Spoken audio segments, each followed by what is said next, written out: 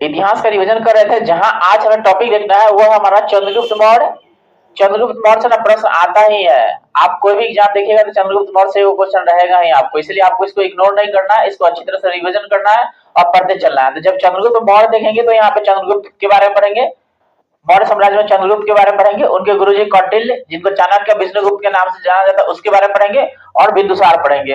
अगला टॉपिक हमारा अशोक रहेगा, क्योंकि अशोक का बहुत सारा कार्यकाल है, इसलिए बहुत सारा उसका काम है, इसलिए वो बड़ा है, इसलिए इसमें कवर करने से वो बहुत बड़ा वीडियो हो जाएगा, इसलिए हम अगले वीडियो में देखेंगे चंद्रगुप्त अशोक के बारे में। आज हम देख रहे हैं चंद्रगुप्त मौर्य और बिंदुसार तक। ठीक है, शुरू करते हैं। शुरू करने से पहले जो अपडेट है बताना चाहेंगे, ग्रुप डी का तो वैकेंसी आ गया है, इसके लिए क्या क्या डॉक्यूमेंट लगेगा, इसकी क्या वैकेंसी की डिटेल्स है, ये आप पहले जान लीजिएगा।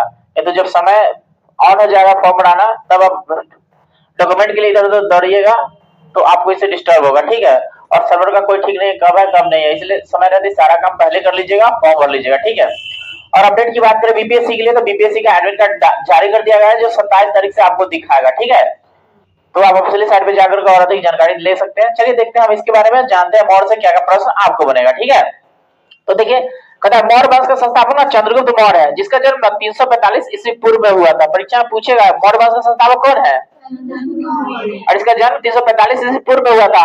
जस्टिन ने चंद्रगुप्त मौर्य को ना सेंट्रोकस कहा था। आपको ये प्रश्न पूछता है सेंट्रोकस के रूप में किसने कहा था, जस्टिन। तो जस्टिन ने सेंट्रोकस बोला था चंद्रगुप्त मौर्य को, और उसकी पहचान किया था विलियम जोन्स। उसकी पहचान किया था विलियम जोन्स, यानी चंद्रगुप्त के रूप में पहचान कौन किया, जब खुदाई से निकला ना पुरातत्व तो उसकी पहचान किया विलियम जोन्स की ने चंद्रगुप्त कहा है। ठीक है, लेकिन इसको सेंट्रोकस कहा था जस्टिन। जस्टिन याद रहेगा ना, परीक्षा में क्वेश्चन आ चुका है, आपसे भी पूछ सकता है। ठीक है, कि सेंट्रोकस किसने कहा था, यहाँ कंफ्यूजन नहीं ना होइएगा। और चंद्रगुप्त मौर्य के रूप में पहचान कौन किया था, विलियम जोन्स। अंतर हो गया ना। चलिए ठीक है, आगे देखिए। विशाख दत्त मुद्रा राक्षस, एक किताब का नाम है जिसका मुद्रा राक्षस, जिसके लेखक है विशाख दत्त। परीक्षा में पूछता है, 1000 बार पूछा जा चुका है, आपसे पूछेगा मुद्रा राक्षस का लेखक कौन है। जब विशाख दत्त द्वारा मुद्रा राक्षस पढ़िएगा ना तो वहां से आपको चंद्रगुप्त मौर्य के बारे में जानकारी मिलेगा। ठीक है, समझ में आया ना।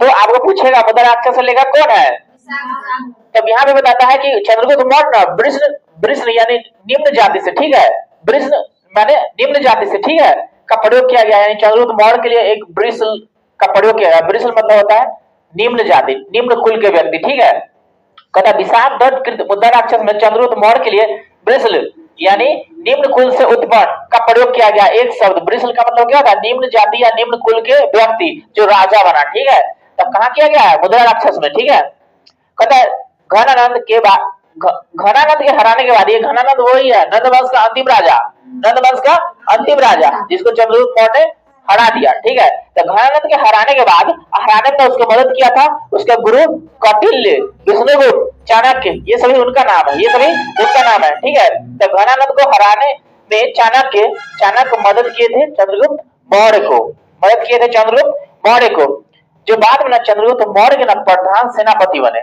चंद्रगुप्त मौर्य के प्रधान सेनापति बने। तो आपसे परीक्षा पूछेगा चंद्रगुप्त मौर्य के सेनापति कौन, कौटिल्य, उन्हीं का नाम विष्णुगुप्त, उन्हीं का नाम चाणक्य। तो ऑप्शन में जे नाम रहे आप समझ लीजिए, उसी के बारे में पूछ रहा है।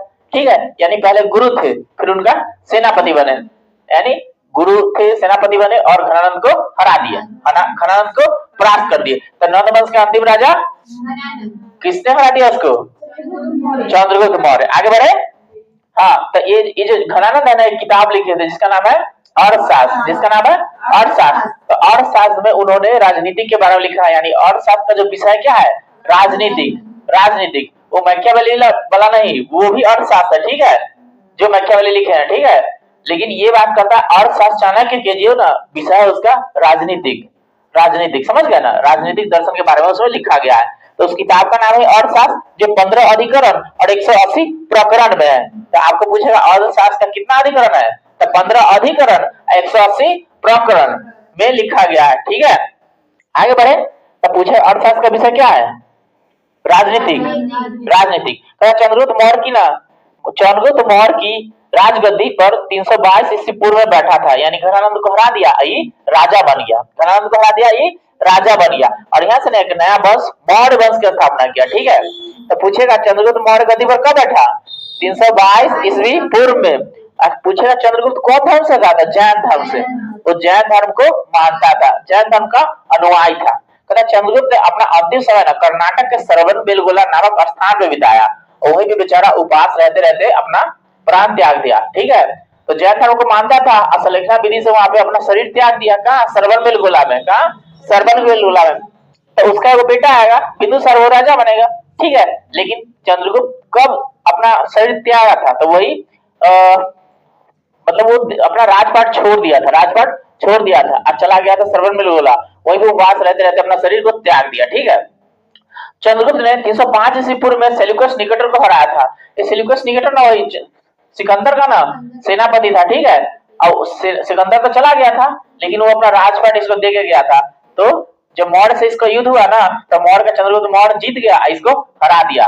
तो पूछेगा पूछेगा आपको सेल्यूकस निकेटर का युद्ध किसके साथ हुआ था?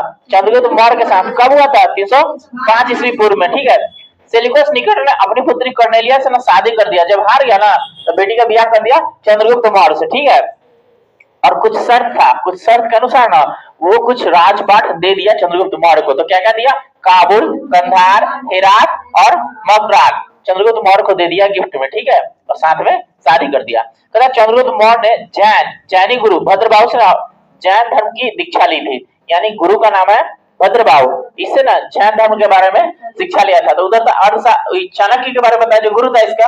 ठीक है, लेकिन जैन धर्म का शिक्षा किससे लिया? भद्रबाहु से। समझ रहे हैं? जैन धर्म की शिक्षा किससे लिया? परीक्षा पूछेगा चंद्रगुप्त मौर्य ने जैन धर्म की शिक्षा किससे लिया? तो फिर चाणक्य भी तो गुरु है ना, तो चाणक्य से वो सीखा था, पूरा शिक्षा लिया था। मतलब कैसे राजपाट चलाना, कैसे युद्ध जीतना है, कैसे क्या करना है। फिर आगे चल के वही ना इसका प्रधानमंत्री बना था। ठीक है, लेकिन जैन धर्म की शिक्षा लिया है भद्रबाहु से। ठीक है, याद रहेगा ना। आगे बढ़े, कहते हैं आपको मेगास्थनीज सेल्यूकस निकेटर का राजदूत था जो चंद्रगुप्त मौर्य के दरबार में आया था। यानी जो कर्नेलिया से शादी हुआ तो कर्नेलिया के जोड़े जोड़े मेगास्थनीज भी आया। ठीक है, तो पूछेगा मेगास्थनीज किसका राजदूत था? सेल्यूकस निकेटर का। परीक्षा पूछता है मेगास्थनीज किसका राजदूत था? सेल्यूकस निकेटर था। ठीक है, तथा मेगास्थनीज एक किताब लिखा जिसका नाम है इंडिका। क्या नाम है? ये पूछवे करता है, कहूं लिख लीजिए, याद कर ले। इंडिका, इंडिका के लेखक कौन है? मेगास्थनीज। मेगास्थनीज इंडिका के लेखक, इंडिका के लेखक। हाँ, तो पूछेगा मेगास्थनीज किसके दरबार में रहता था? चंद्रगुप्त मौर्य, चंद्रगुप्त मौर्य। याद रहेगा ना। तो कहता है मेगास्थनीज द्वारा लिखी गई पुस्तक इंडिका में मेगास्थनीज के अनुसार सम्राट का जनता के सामने आने के अवसर पर ना शोभा यात्रा और जश्न मनाया जाता था। मतलब जनता के सामने जब राजा आता था ना तो उसका ना जश्न मनाया जाता था। ठीक है, शोभा यात्रा किया जाता था, भोज दिया जाता था, पार्टी दिया जाता था। ठीक है, उसके अगल बगल में अंगरक्षक रहते थे। ठीक है, जिसमें महिला भी अंगरक्षक रहता था। पेड़ पौधे पर ना की झांकियां लेके चली जाती जिसमें प्रशिक्षित तोता रहता था और वो ना राजा के ना चारों ओर चक्कर लगाता था। ठीक है, मतलब समझिए कि जुलूस होता था। ठीक है, एक जश्न होता था जब राजा प्रजा के सामने जब आता था तब। समझ में आया? तो देखिए इसमें क्या लिखा है।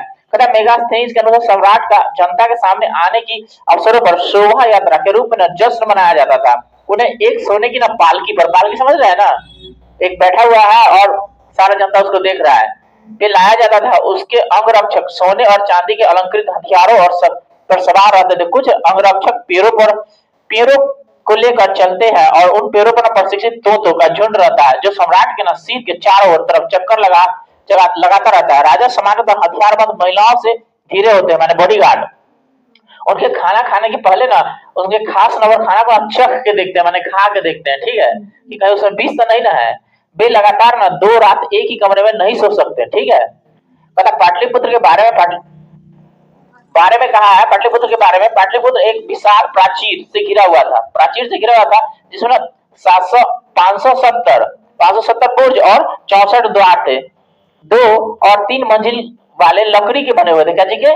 लकड़ी के, और कच्ची ईंटों का प्रयोग किया गया था उसमें। राजा का महल भी काठ का बना, काठ लकड़ी को ही ना कहते हैं, काठ का बना हुआ था जिसमें ना पत्थर की नक्काशी, मतलब पत्थर से डिजाइन किया हुआ था तथा अलंकृत किया गया था। यह चारों तरफ से ना उद्यानों और चिड़िया के लिए ना बने बसेरों से बना हुआ था। यानी चंद्रगुप्त मौर्य का जो दरबार बना हुआ था ना, चारों तरफ से इस तरह से डिजाइन किया हुआ था जिसमें 64 गो द्वार है। क्या वो? 570 बुर्ज है। ठीक है, राजा ना एक दिन एक कमरे में नहीं रह सकता था, 2 दिन तक एक ही कमरे में नहीं रह सकता, उसको कमरा बदल बदल के रखता था। ठीक है, क्योंकि सुरक्षा के लिए। समझ गए? सुरक्षा के लिए। कहता चंद्रगुप्त मौर्य और सेल्यूकस के बीच हुए युद्ध का वर्णन ना एपियाकस ने किया है। एक एपियाकस और लेखक है। एपियाकस क्या है? लेखक है। तो चंद्रगुप्त मौर्य और सेल्यूकस निकेटर के बीच में लड़ाई हुआ ना, तो वो पुस्तक लिखा है एपियाकस, उसमें वर्णन किया गया। ठीक है। प्लूटार्क भी एक इतिहासकार है, लेखक है। प्लूटार्क के अनुसार चंद्रगुप्त ने सेल्यूकस को ना 500 हाथी उपहार में दिया था। तो देखो, वो बेटी को शादी कर दिया, बेटी दिया तो उसको दिया कंधार, काबुल, हेरात, मकरान। हाँ, तो इसको गिफ्ट में दिया 500 हाथी। क्या दिया? गिफ्ट में दिया 500 हाथी। ठीक है। कहता चंद्रगुप्त की मृत्यु ना 298 ईस्वी पूर्व श्रवण बेलगोला में उपवास से हो गया। उपवास समझते ना, मैंने भूखे प्यार से रह करके अपना शरीर त्याग दिया। तो यहो पूछता है कि कब? तो 298 ईस्वी पूर्व में। तो यानी कि 322 में गद्दी पर बैठा और 298 ईस्वी पूर्व में मर गया और 245 ईस्वी पूर्व में जन्म हुआ था। ठीक है। अब उसका बेटा कहानी चलेगा? बिंदुसार के। तो अब देखिए बिंदुसार के बारे में, बिंदुसार के बारे में क्या क्या आपको जानना है, परीक्षा में क्या क्या पूछेगा। तो देखिए, चंद्रगुप्त मौर्य का ना उत्तराधिकारी हुआ बिंदुसार। तो आपको परीक्षा पूछेगा चंद्रगुप्त मौर्य का उत्तराधिकारी कौन? पूछेगा चंद्रगुप्त मौर्य के बाद मौर्य साम्राज्य का राजा कौन बना? बिंदुसार। कहता है 298 ईसा पूर्व में वो मगध की राजगद्दी पर बैठा। कहा? मगध की राजगद्दी पर बैठा। इसे अमित्र घात, इसको क्या कहते हैं? क्या कहते हैं? अमित्र घात कौन है? बिंदुसार। अमित्र घात कौन है? बिंदुसार। याद रहेगा ना। पर पूछता है कि अमित्र घात के नाम से कौन जाना जाता है? हाँ, उधर वाला बिंबिसार में मत चल जाइएगा, वो दूसरा रहे। हाँ, ये है बिंदुसार, ये है बिंदुसार। वो हर्यक वंश का रहे, ये मौर्य वंश का है। ठीक है। तो या थोड़ी मतलब परीक्षा बैठ के कंफ्यूजन नहीं करना है, एकदम क्लियर रखना है कि ये है बिंदुसार और उधर। हाँ, उसमें फंसना नहीं है। तो ये राजा बन गया। अब इसको कह दिया अमित्र घात। ठीक है। अमित्र घात का मतलब क्या होता है? शत्रु विनाशक। क्या होता है? हाँ, तो परीक्षा पूछेगा अमित्र घात का अर्थ क्या है? शत्रु विनाशक। याद रहेगा ना। चलिए आगे देखिए, बिंदुसार आजीवक संप्रदाय का अनुयायी था। देखिए, आजीवक जैसे आ गया ना, तैसे आ गया बौद्ध। क्या आ गया? बौद्ध। एक पप्पा था जैन था, एक पिताजी थे जैन, लेकिन ये हो गया आजीवक। आजीवक का संबंध ना बौद्ध धर्म से। कौन धर्म से? बौद्ध धर्म से। तो पूछेगा बिंदुसार कौन से धर्म आता था? आजीवक संप्रदाय। आजीवक, आजीवक का संबंध बौद्ध से है, लेकिन आजीवक संप्रदाय एक अलग है। ठीक है। चलिए आगे बढ़ते हैं। आजीवक संप्रदाय की स्थापना ना मौखलीपुत्र गोसाल ने किया था। ये पूछता है आजीवक संप्रदाय का संस्थापक कौन है? कितना बार प्रश्न पूछा जा चुका है, इसलिए आप ध्यान रखिए। ठीक है। मौखलीपुत्र गोसाल का संबंध किससे? आजीवक संप्रदाय से। कहता है वायु पुराण में बिंदुसार को ना भद्रसार, किताब का नाम है वायु पुराण, जिसमें बिंदुसार को कहा गया भद्रसार या फिर बारिसार कहा गया। ठीक है, मतलब उसी का नाम है। ठीक है। स्ट्रेम्बो का अनुसार, स्ट्रेम्बो ना एक इतिहासकार है, स्ट्रेम्बो के अनुसार सीरिया नरेश एंटियोकस ने बिंदुसार के दरबार में डायमेकस नामक राजदूत भेजा था। यानी राजदूत आया डायमेकस के समय, बिंदुसार के समय में। डायमेकस एक राजदूत है जो बिंदुसार के दरबार में आया था। ठीक है। तो परीक्षा पूछेगा डायमेकस किसका राजदूत था? बिंदुसार के दरबार में आया था, लेकिन एंटियोकस द्वितीय के राजदूत था। ठीक है, ठीक से बात को समझिए। ये सीरिया के नरेश एंटियोकस, एंटियोकस का ना राजदूत था। ये एंटियोकस का राजदूत था, आया था बिंदुसार के दरबार में। ठीक है। इसे ही मेगास्थनीज का उत्तराधिकारी माना जाता है, यानी मेगास्थनीज के बेटा। मेगास्थनीज के तो आप पूछेगा मेगास्थनीज के उत्तराधिकारी कौन है? डायमेकस। चंद्रगुप्त मौर्य के समय ऊपर पप्पा रहा, अब बिंदुसार वाले नौकर बेटा। ठीक है। तो ये कौन हो गया आपका? मेगास्थनीज के समय में उत्तराधिकारी था ना मेगास्थनीज, उसका ये लड़का हुआ। ठीक है, डायमेकस, तब ना उसका उत्तराधिकारी हुआ। ठीक है। अब देखिए, जैन ग्रंथों में बिंदुसार को ना सी सेन कहा गया। सी सेन किसको कहा गया है? बिंदुसार को। और किताब के नाम है जैन ग्रंथ। जैन ग्रंथ में बिंदुसार को बोलते हैं सी सेन। ठीक है। कहता है बिंदुसार के शासन काल में तक्षशिला एगो जगह है जहाँ के आचार्य थे चाणक्य, गुरु थे वहां के तक्षशिला के। तक्षशिला क्या है? ज्ञान का केंद्र था, जहाँ पे चाणक्य वहां के आचार्य थे। तो वहां पे ना एक विद्रोह हुआ था। क्या हुआ था? विद्रोह। तब देखिए कहानी क्या है। तो बिंदुसार के शासन काल में तक्षशिला जो सिंधु और झेलम नदी के बीच है, ये भी पूछता है क्वेश्चन कि तक्षशिला अवस्थित है कहाँ? सिंधु और झेलम के बीच, यानी सिंधु और झेलम के बीच में जो द्वाब है ना, वहीं पे तक्षशिला है। ठीक है। तो सिंधु और झेलम नदी के तट के बीच में तक्षशिला है, जहाँ पे ना विद्रोह हुआ था। तो ना विद्रोह का वर्णन किया है। और इस विद्रोह को न दबाने के लिए बिंदुसार ने पहले सुसीमा को भेजा। किसको? और बाद में अशोक को। बाद में अशोक को।